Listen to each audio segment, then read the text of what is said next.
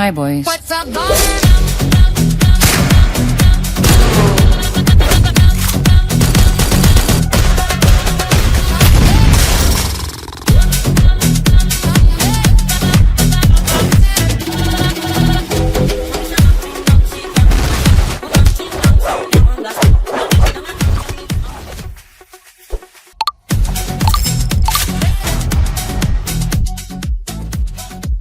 Hello everyone, my name is Kamana. I am your English faculty और CLAT की notification आ चुकी है और हमें बहुत ज़रूरत है रीडिंग एंड कॉम्प्रिहेंशन पढ़ने की। तो आज का आपका पैसेज ऑफ द डे होने वाला है इंग्लिश का। उससे पहले इम्पॉर्टेंट इन्फॉर्मेशन, आपको अगर कनेक्ट करना है मेरे साथ तो this is the QR code to my Telegram group. ये है जीमेल ID, टेलीग्राम चैनल ये रहा, English with Kamana ma'am, discount code if you want to buy any pack, right. हम चलते हैं पहले अपने पैसेज की तरफ, ठीक है। पैसेज पढ़ने के लिए आपको सबने बताया होगा सबसे पहले refer to your questions. I am telling you refer to the first paragraph सबसे पहले, ताकि आप क्वेश्चन पढ़ के ब्लैंक ना रहो, ठीक है। तो हमारा आज का पैसेज क्या है, कॉपीराइट के ऊपर है। एक मिनट, आपके लिए हम पेन ठीक कर देते हैं। कॉपीराइट के ऊपर है। Copyright laws were created to protect human effort and creativity. Copyright क्या होता है कि अगर आपने कोई भी कुछ भी साउंड रिलेटेड, आर्ट रिलेटेड कुछ भी बनाया है तो उस पे आपके एक्सक्लूसिव राइट्स होंगे, because you are the creator of that intellectual property, right. आपके इंटेलेक्ट से वो प्रॉपर्टी आई है, that's why it's called intellectual property. तो copyrights were created to protect human effort and creativity, की जो भी एफर्ट लगाया है, जो भी क्रिएटिविटी लगी है, उसको प्रोटेक्ट करने के लिए कॉपीराइट लॉज आए थे। For centuries if you spend time, skill and energy writing a book or painting picture, the law give you sole rights to profit from your work. कि बहुत सदियों तक ऐसा होता आ रहा था कि कॉपीराइट आपको मिलेगा ही मिलेगा। फिर however the rise of artificial intelligence, लो जी भैया चैट GPT फिर से at fault. Artificial intelligence is turning this old rule on its head. Today AI programs can write essays, compose songs and paint digital pictures in seconds based on a simple text command। देखा होगा ना ओए होए क्या scene है ना। तो वो है। अब हम चलते हैं फर्स्ट क्वेश्चन की तरफ कि What is the main point of the passage। ये तो आ गया पूरे पैसेज में से, तो हम इसको आगे पढ़ लेंगे। पहले हम करेंगे according to the passage why is copyright necessary for purely AI generated work. अब आपको लग रहा होगा कि मैम हमने ये भी नहीं पढ़ा, तो मतलब हमें सेकेंड पैराग्राफ पढ़ने की जरूरत है। इसीलिए मैंने आपको बोला था कि आप पहले फर्स्ट पैराग्राफ पढ़ो, क्योंकि कई बार होता है कि फर्स्ट पैराग्राफ से रिलेटेड कुछ नहीं आता, सेकंड से रिलेटेड भी नहीं आता और थर्ड फोर्थ फिफ्थ से पूरे आ जाते हैं, राइट। तो historically courts have insisted that authorship requires human judgment, कि जो भी उसका ऑथर होगा इंटेलेक्चुअल वर्क का, उसमें ह्यूमन जजमेंट होनी चाहिए। इंसान को डिटरमाइन करना चाहिए कि क्या ये क्रिएटिव वर्क है या नहीं है। A famous US supreme court ruling stated that to qualify for copyright a work must show at least a small amount of human creativity। Human input होना चाहिए उसमें, इंसान के द्वारा कुछ किया गया होना चाहिए उसमें, ठीक है। A tool like a paint brush or a digital camera does not make art on its own, it still needs a human to guide it. Prompt लगता है ना।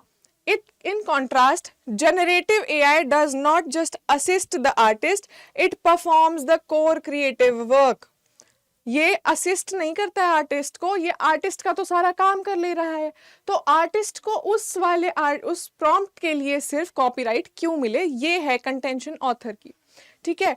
Itself creative work itself by analyzing millions of existing examples and predicting what comes next. When you type draw cat in the style of Van Gogh, the AI, not you, is making the artistic choices।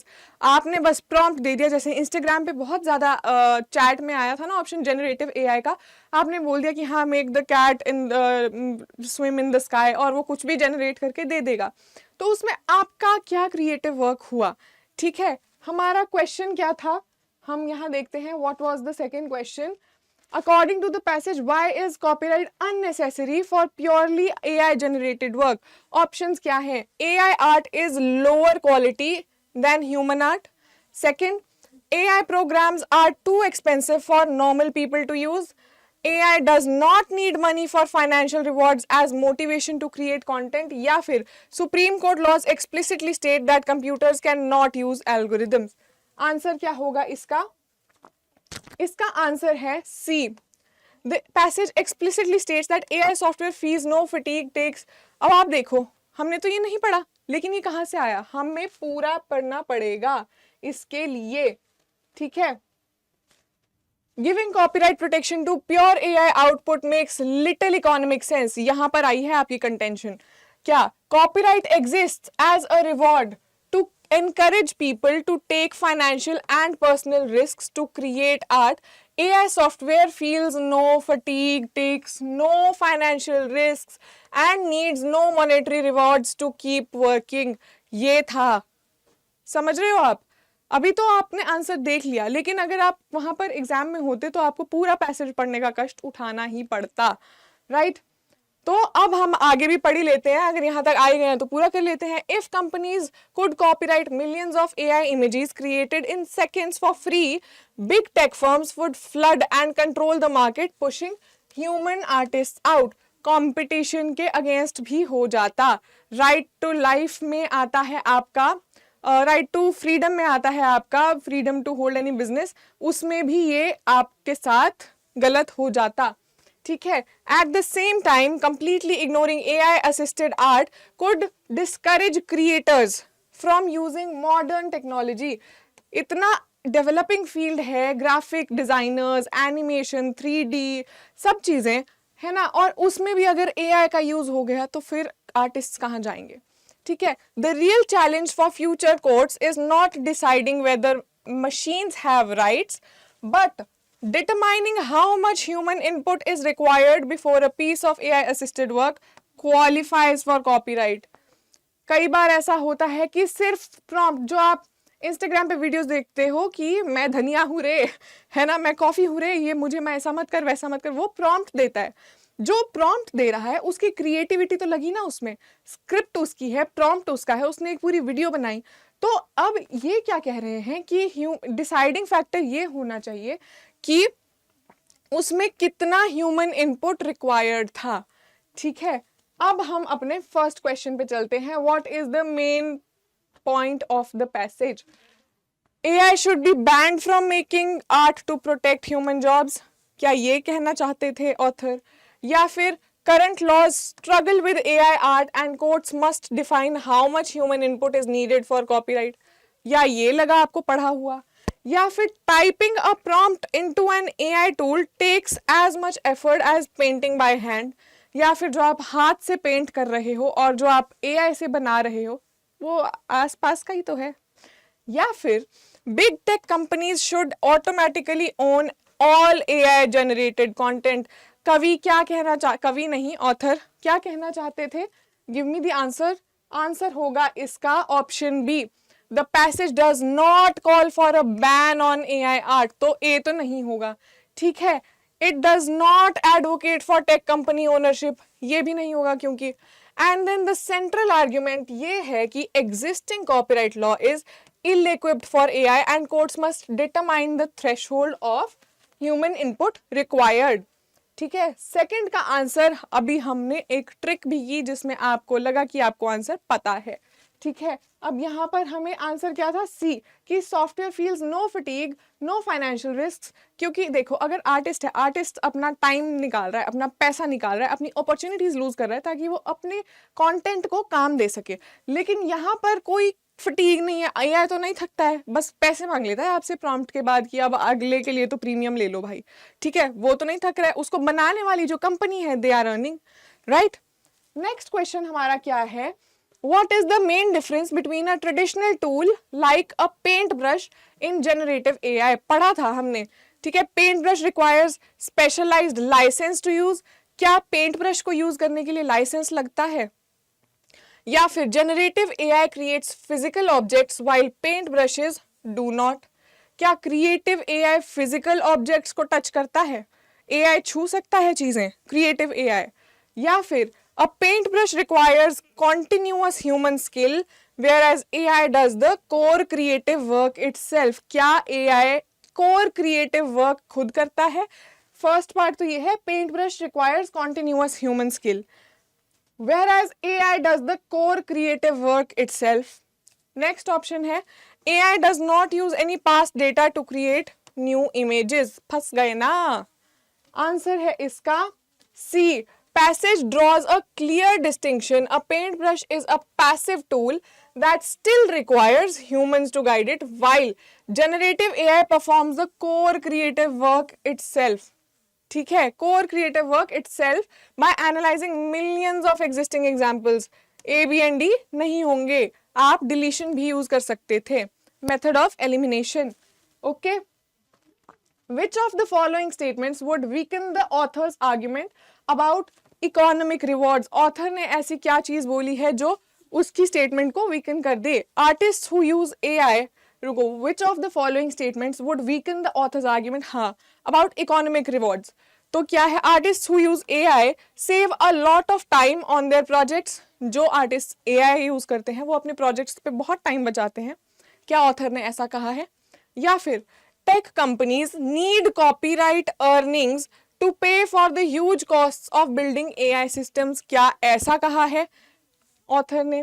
या फिर most artists would keep making art even without copyright laws. कि अगर copyright laws नहीं भी होते तो भी artists तो बना ही रहे थे art. क्या author ने ऐसा कहा है? या फिर copyright length for digital art is expected to become shorter in the future. कि जो कॉपीराइट की जो लेंथ है डिजिटल आर्ट के लिए वो छोटी होने वाली है फ्यूचर में. अब इनमें से क्या चीज है जो ऑथर की आर्ग्यूमेंट थी इकोनॉमिक रिवॉर्ड्स को लेके कि कॉपीराइट वालों को मिलना चाहिए, उसको क्या है जो वीकन करता है? आंसर देख लेते हैं. Answer is B. If tech companies require copyright revenue to fund the enormous costs of developing AI, then there is an economic justification. Justify कर पा रहे हो आप फिर भी किस चीज को? For protecting AI output directly weakening the authors claim that AI needs no financial incentive. पैसा तो लगता है एआई के लिए, पानी भी लगता है, बहुत चीजें लगती है एआई को काम करने के लिए. तो ऑथर जो बोल रहा है कि एआई का तो कुछ नहीं है, ऐसा नहीं है. ये पॉइंट कि टेक कंपनीज जो इतना ज्यादा इनॉर्मस कॉस्ट लग रही हैं उनकी, this is a very valid point कि वो पैसे तो लग रहे हैं, तो जस्टिफाई हो गई इकोनॉमिक रिवॉर्ड. ठीक है. How would you describe the overall tone of the passage? कवि ने किस संदर्भ में ये कहा है? टोन क्या है? Extremely angry and emotional, clear, logical and thoughtful, silly and humorous, completely unconcern. तो अनकंसर्न तो नहीं है. ह्यूमरस तो मुझे कुछ नहीं लगा, not so funny. Clear, logical and thoughtful है, या फिर एक्सट्रीमली एंग्री एंड इमोशनल है? एक्सट्रीमली एंग्री एंड इमोशनल लगा आपको? नहीं. Correct answer is B. The passage presents a structured balanced argument with clear reasoning and no emotional और humorous tone. ठीक है. अब ये तो हो गया आपका पैसेज.